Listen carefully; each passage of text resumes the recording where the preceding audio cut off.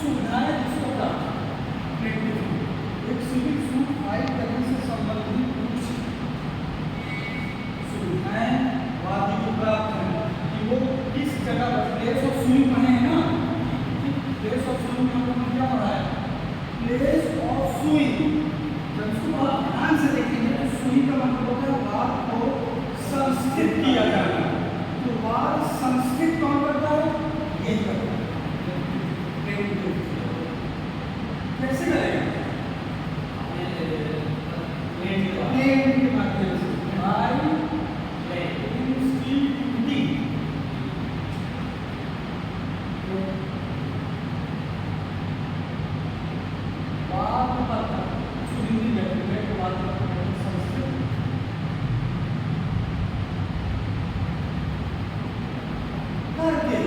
एक सिविल मामला न्यायालय के क्षेत्र में बात हो उसे उस मामले को ट्राई करने का, क्लियर करने का और एडजुडिकेट करने का, न्याय निर्णय करने का क्षेत्राधिकार है कि नहीं, एक शब्द में कंप्लीटेड कोर्ट है कि नहीं, सक्षम न्यायालय है कि नहीं, वाद को संस्थित करके प्लेंटिफ एक वाद को न्यायालय में आरंभ करा सकता है।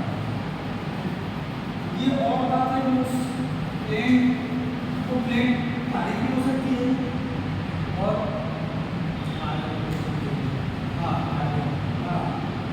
भी हो सकती है और एंटरटेन भी हो सकती है। तो ये जो प्लेंटिफ है इसको प्लेस ऑफ सुइंग में कुछ सुविधाएं दी गई है।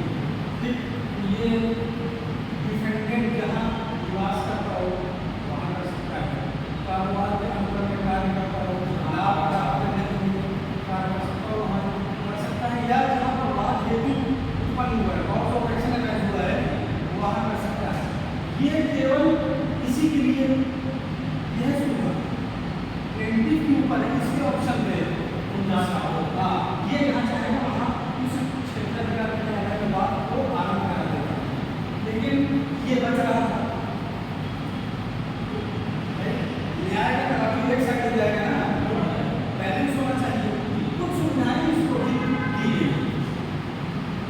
तो डिफेंडेंट जो होता है वो भी ट्रांसफर की मांग अगर बात दाखिल हो गया है, निश्चित हो गया है तो ट्रांसफर की मांग कर सकता है।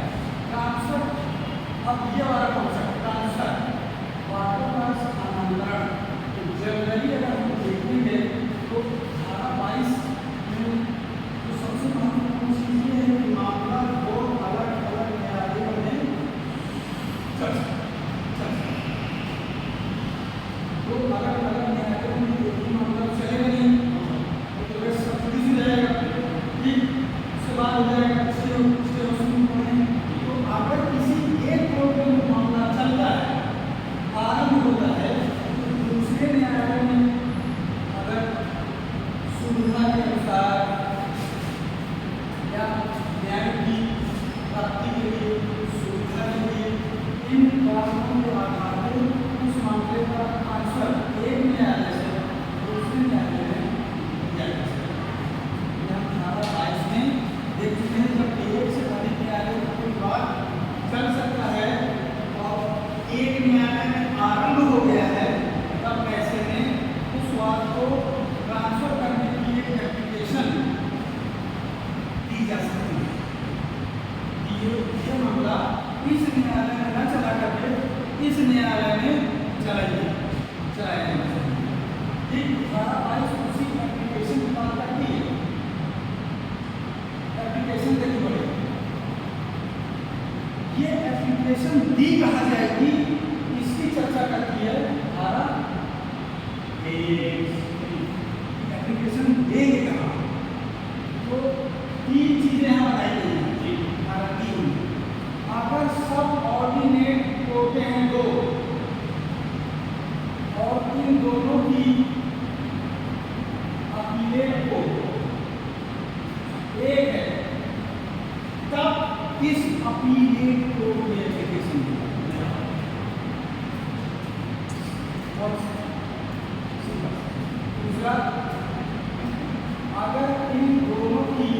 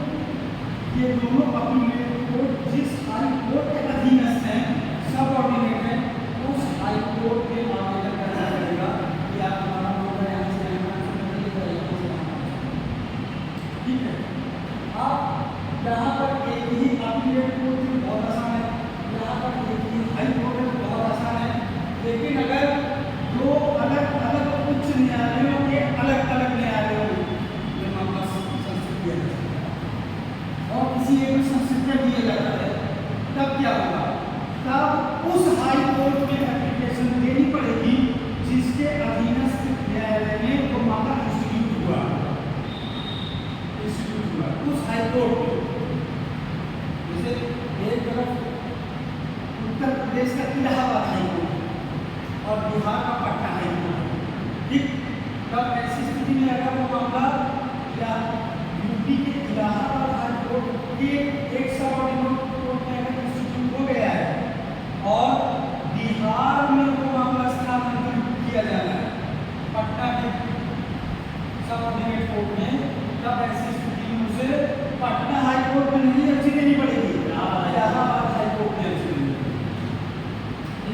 धारा 23 केवल ये बताता है कि एप्लीकेशन की रजिस्ट्री धारा 23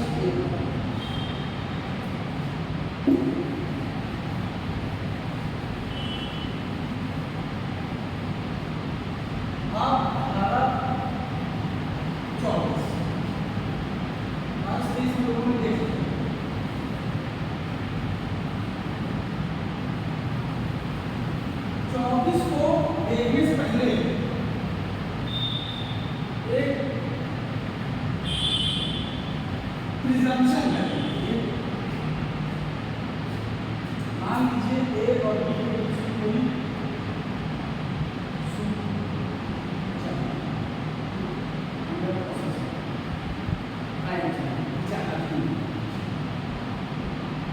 बी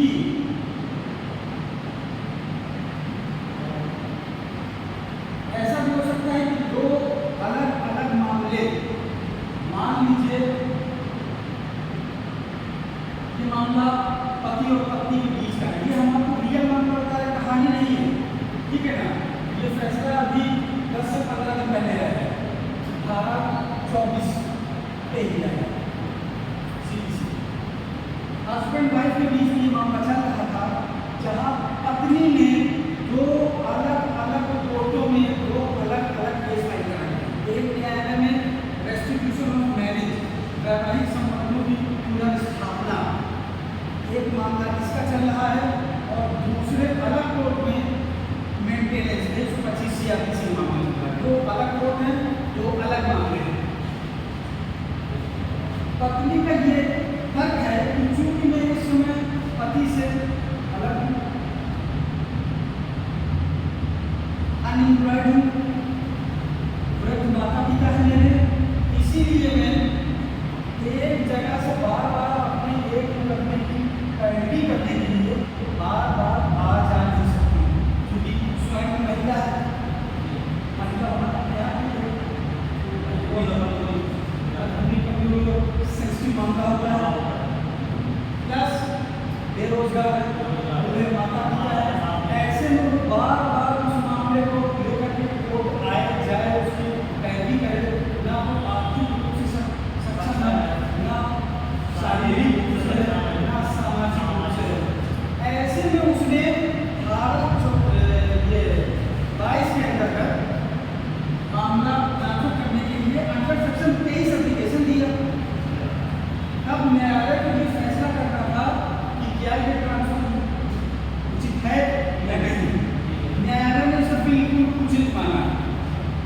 न्यायालय ने कहा कि अब हम उन दो अलग अलग कोर्टों में चल रहे इन दो अलग अलग मामलों को एक ही सक्षम न्यायालय को सौंप देंगे, जिससे कि ये महिला एक ही बार में जाकर के अपने सारे केसेस को डील कर, ठीक। और ऐसे में उसने उस न्यायालय का चुनाव किया जहाँ पर उस महिला की पहुँच सबसे आसान था और आराम से पहुँचा, ठीक। धारा 24 पढ़ाने से पहले ये वाक़या अपने आप को इसी बताया कि ट्रांसफर करने के पीछे यही उद्देश्य होता है, यही मकसद होता है, यही ऑब्जेक्टिव होता है कि जो पक्षकार है वो कोई भी हो, वो अपने मामले की पैरवी आराम से कर सकते हैं। ठीक, धारा 24 में यही चीजें हैं।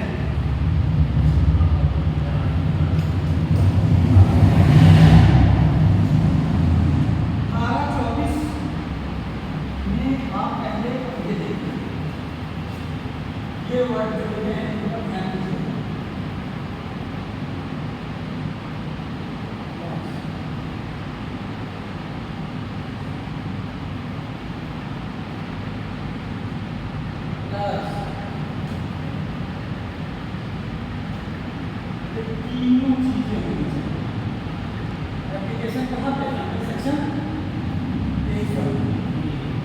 23 में आवेदन दिया जा चुका है। 23 में आवेदन दिया जा चुका है। उस आवेदन की प्राप्ति पर अब जहां भी आवेदन दिया गया, अपीलेट कोर्ट हो सकता है, हाई कोर्ट हो सकता है, और दो अलग-अलग हाई कोर्टों में से एक कोर्ट हो सकता है। ऐसे आवेदन की प्राप्ति पर और पार्टीज को नोटिस भी देगा कि मामले को ट्रांसफर करने का एक आवेदन आया है, अगर कोई आपत्ति हो तो आकर बताएं, और अगर कोई आपत्ति हो तो उसको सुनेगा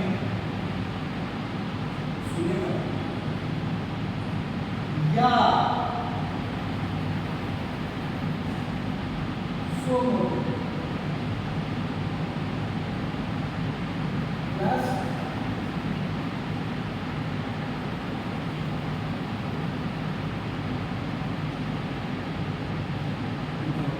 इसमें नोटिस न्यायालय को यदि स्वप्रेरणा के आधार पर ऐसा लग गया कि मामले में न्याय करने के उद्देश्य से न्याय की प्राप्ति के लिए पक्षकारों को आसानी के लिए यह मामला ट्रांसफर कर देना चाहिए, तब सो मोटो और बिना किसी नोटिस के वो मामले को ट्रांसफर कर सकता है। ये कोर्ट को 12-24 में पावर दी शक्ति दी गई है कि वो बिना पक्षकारों को सुने कुछ नहीं करेगा। हाँ, एप्लीकेशन हुआ हो, और अगर एप्लीकेशन ना हुआ हो तो सो मोटो भी कर सकता है। अगर उसे ऐसा लगता है कि मामले को ट्रांसफर कर देना चाहिए, करा लेना चाहिए, या तो अपने यहाँ बता देगा या सो मोटो विदाउट नोटिस तो मामले को ट्रांसफर कर देगा। मान लीजिए मामला ट्रांसफर करने में आ ही जाता है, तो अब क्या किया जाए?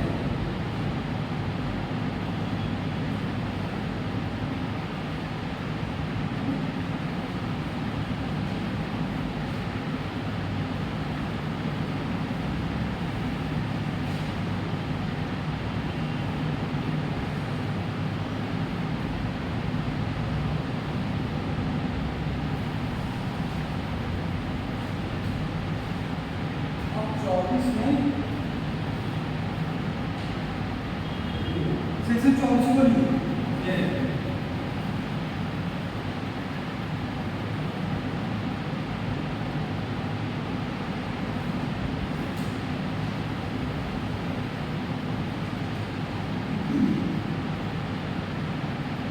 यहाँ सो मोटो के लिए इट्स ओन मोशन लिखा हुआ है, its own motion without notice.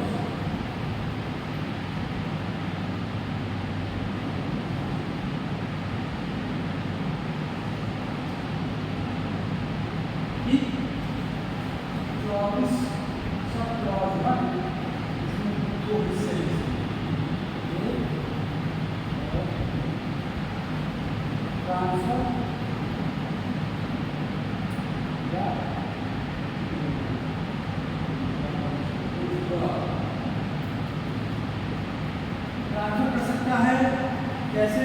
अधीनस्थ न्यायालय में उसका जो स्थानांतरण कर सकता है। ए में लिखा है ट्रांसफर एनी सूट, अपील और अदर प्रोसीडिंग। अदर प्रोसीडिंग में जब इसका एक्सप्लेनेशन पढ़ेंगे तो उसमें एग्जीक्यूशन ऑफ डिग्री लिखा होगा। Other proceeding pending before it for trial और disposal to any court ordinary to it and completed to trial और डिस्पोज ऑफ द सेम। जो न्यायालय इस मामले को ट्रांसफर कर रहा है वो क्या करेगा?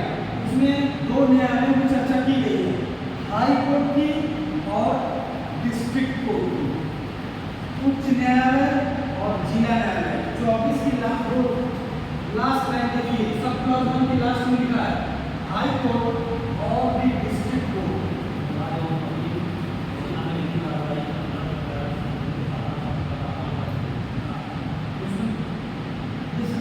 कौन करेगा? धारा 24 में इस शक्ति का प्रयोग कौन करेगा?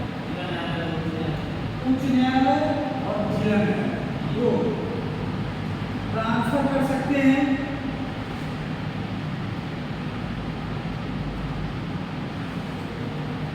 सूट को ट्रांसफर कर सकते हैं या सूट है, एनी अदर प्रोसीडिंग है और अपील है। अपील और एनी अदर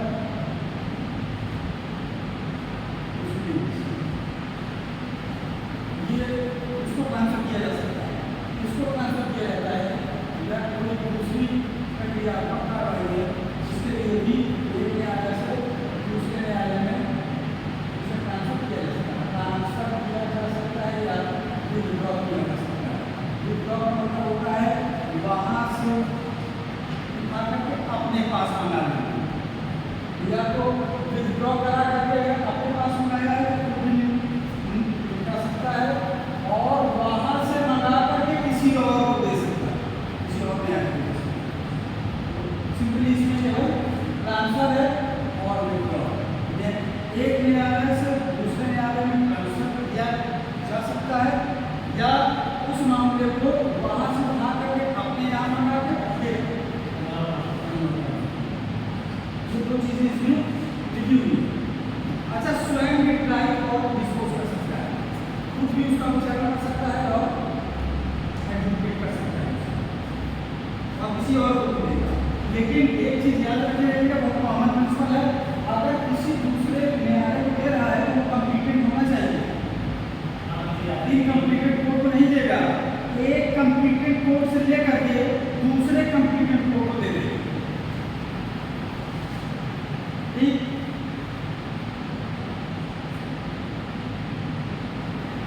अब दूसरी महत्वपूर्ण चीज है कि अगर एक कोर्ट से मामला कोर्ट नंबर 1 से लेकर दूसरे न्यायालय में जो मामला गया है तो इस न्यायालय के पास दो विवेकाधिकार है। पहला, वो मामले को शुरुआत से दोबारा सुने, आराम से, और चाहे वो जिस स्टेज में इसके पास आया है उसी स्टेज में आगे प्रोसीड करता है।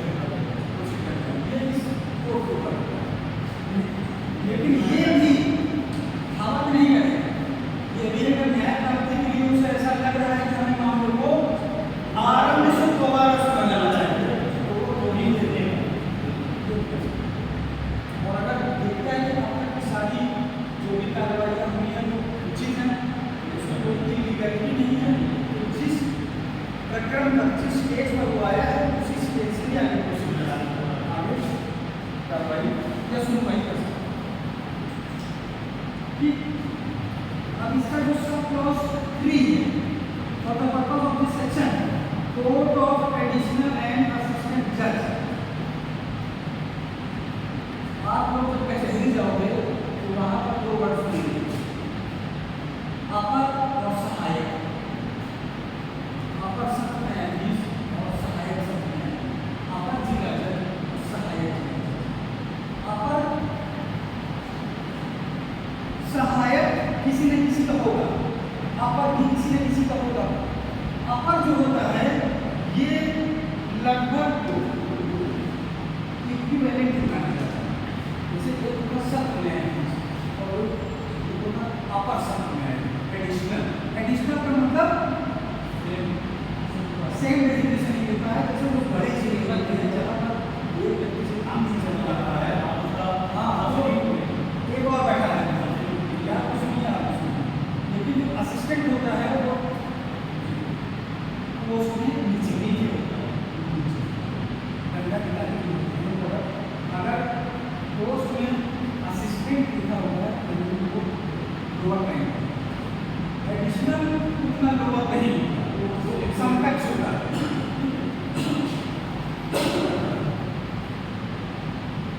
तो for the purpose of this section, courts of additional and assistant judge shall be deemed to be subordinate to the district court। यानी जिला जज के अधीन में एडिशनल जज और असिस्टेंट जज ये दोनों माने जाए, सबऑर्डिनेट माने जाए। और तीसरे का बी, प्रोसीडिंग का मतलब क्या है? Includes A proceeding for the execution of A degree और ऑर्डर। इसमें इंक्लूड्स लिखा हुआ है, यानी और भी बहुत कुछ आता है जिसमें डिग्री का निष्पादन या आदेश का प्रवर्तन की जाता है। इस परिभाषा का मतलब ये इंक्लूड लिखा हुआ है। सिर्फ यही नहीं आता, कई में से ये भी आता है। इसका मतलब ये और यानी एग्जॉस्टिव डेफिनेशन है ये, और भी बहुत कुछ आते हैं, लेकिन इसके सब क्लस्टरी में डिग्री और ऑर्डर इसका सब क्लॉज 4 है। The code client and suit transfer और withdraw under this section from the code small clause shall for the suit be deemed be a code of small clauses.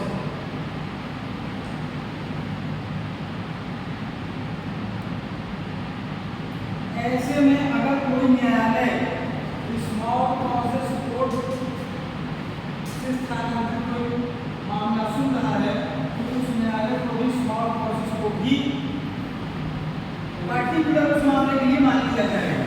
ठीक,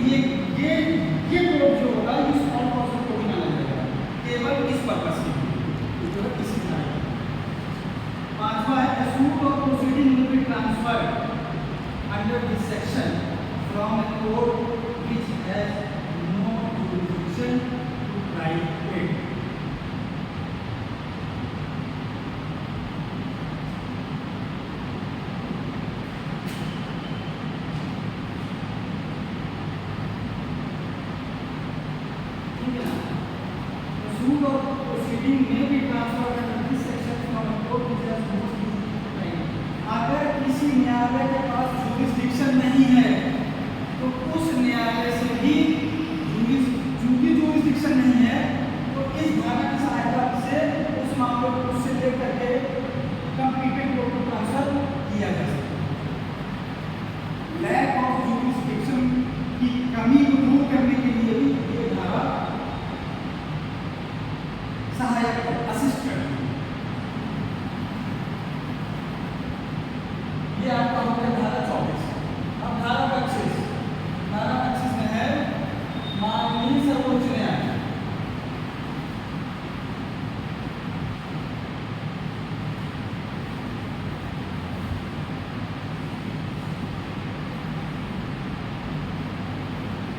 उसमें सुप्रीम कोर्ट को आती है।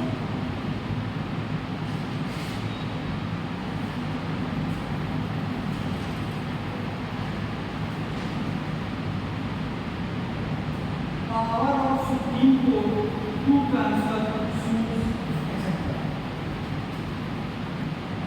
On the application of a party, यानी party ने आवेदन किया हो, and after notice to the parties, अब देखिएगा on the application of party singular word लिखा हुआ है और नोटिस में parties लिखा है, यानी कि सारे पक्षकारों को इस आवेदन की सूचना दी जाएगी कि मामले को ट्रांसफर करने संबंधी एक आवेदन दिया है। उसके बाद and after hearing such of the necessary to be here, अगर उसमें कोई आपत्ति ऑब्जेक्शन है तो उसको सुनने के बाद द सुप्रीम कोर्ट अब इस लाइन को इस वर्ड को अंडरलाइन करके मे लिखा, यानी कि कोई बाध्यता नहीं है कि वो ट्रांसफर करे, कर सकता है लिखा है। ये डिस्क्रिशनरी पावर सुप्रीम कोर्ट की, अगर उसको उचित लगता है तो मामले को ट्रांसफर करेगा वरना नहीं। मान लेते हैं कि उसको लगता है, तब at any stage if satisfied that an order under this section is expedient for the end of justice, end of justice यानी कि न्याय को प्राप्त करने के लिए मामले को उस न्यायालय से हटा करके एक दूसरे न्यायालय को भेजना है, ऐसा करने से न्याय हो सकता है तो जरूर करें। Direct that any suit appeal और other proceeding be transfer from a high court और other civil court in one state to the high court and other civil court in any other state. एक राज्य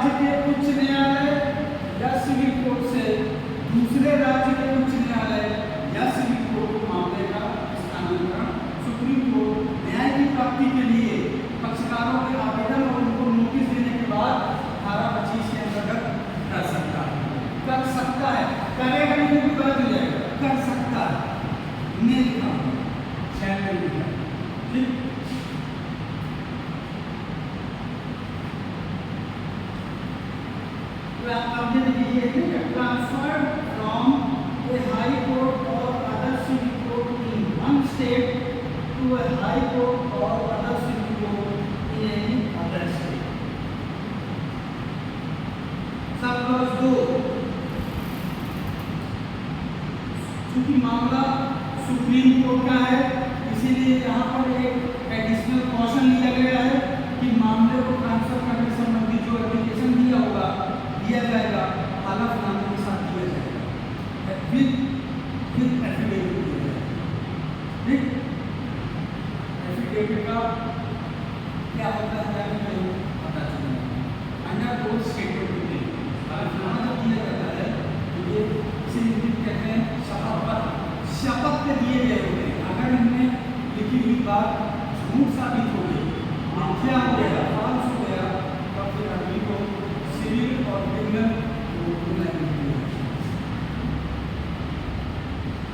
सब clause 3, the court to which such suit appeal और other proceedings transferred, जिस न्यायालय में transfer किया गया shall subject to any special direction order transfer is agreement private और प्रोसीडिंग्स एंड ट्रांसफर टू के।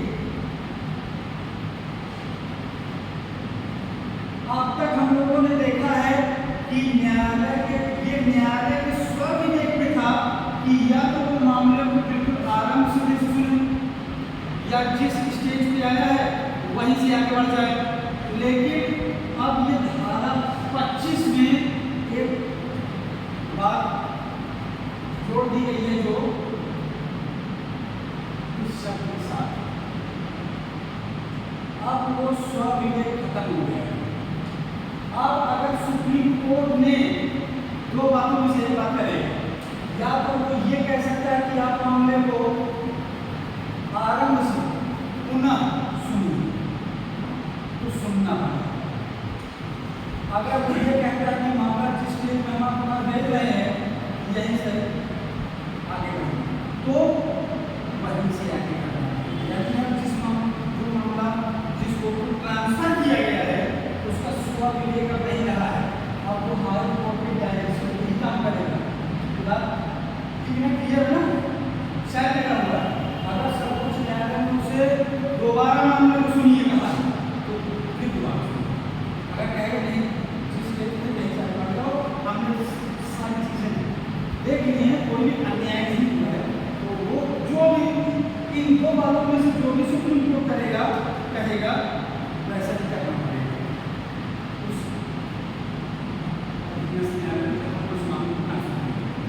सब क्लॉज 4, in dismissing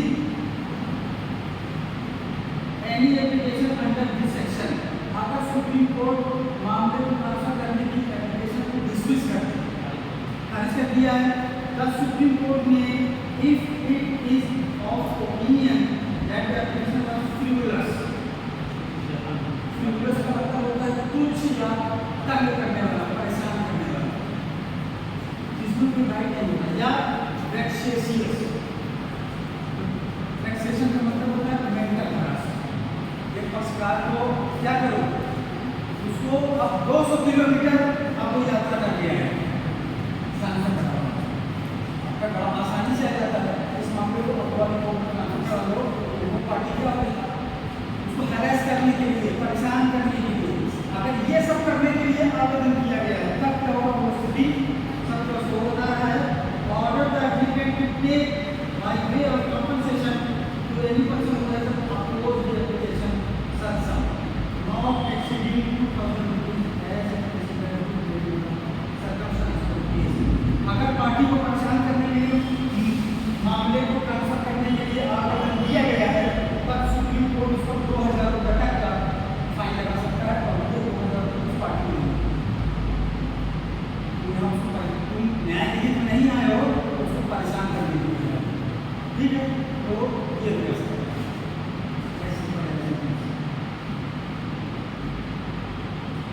सब file the law applicable to any suit appeal और other proceeding transferred under the section 7 of the law is the court in which the suit of the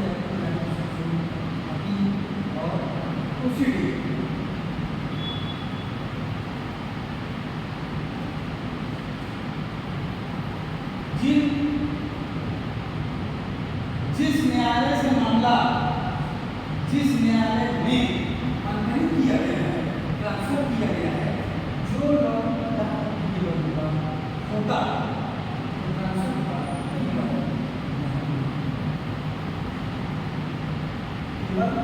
वाद का स्थानांतरण किया गया है, विधि का स्थानांतरण किया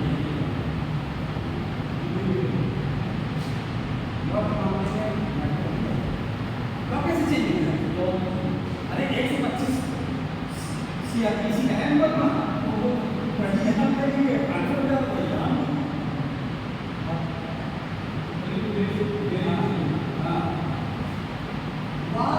विचारण स्थान बदलता है, केवल कोड बदलती है और कोड एक प्लेस पर स्थित होती है, आप वहां में जाकर न्यायालय का स्थान बदलता है, विधि क्यों बदली, विधि वही है, वही चीज बताइए।